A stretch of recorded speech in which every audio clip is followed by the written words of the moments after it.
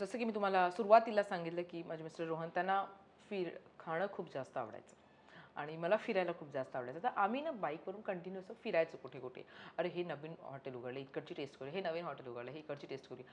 आणि जेव्हा आम्ही सुरुवात केली ना तेव्हा खूप असे फूड ब्लॉगर नव्हते. राइट. म्हणजे मुंबईमध्ये पण असे क्वचितच 2-3 होते आणि लेडीजमध्ये तर नव्हतेच. खूप असे नाहीच म्हणायला गेलं तरी चालेल. आणि तेव्हा माझे मिस्टर बोलले, की "आपण फूड ब्लॉगिंग चालू करायची का?"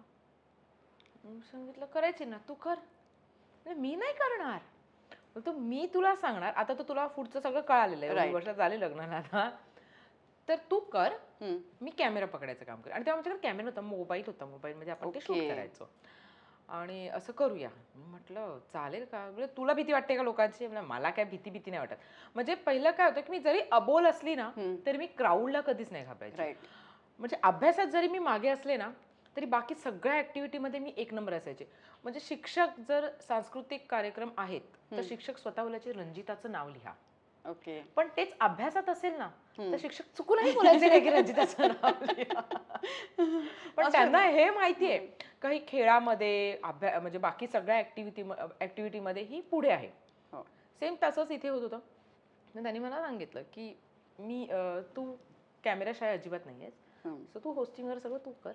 बाकी सगळं बॅकअप म्हणजे तेव्हा सुरुवातीला, की त्यांना 3-3, 4-4 वाजेपर्यंत ते व्हिडिओ एडिट करावा एडिट करायला लागायचा. लागायचं. म्हणजे दिवसभर आम्ही शूट करायचो. रात्री मग तो व्हिडिओ एडिट करायचा. मग पहाटे 7 वाजता जाऊन झोपायचं.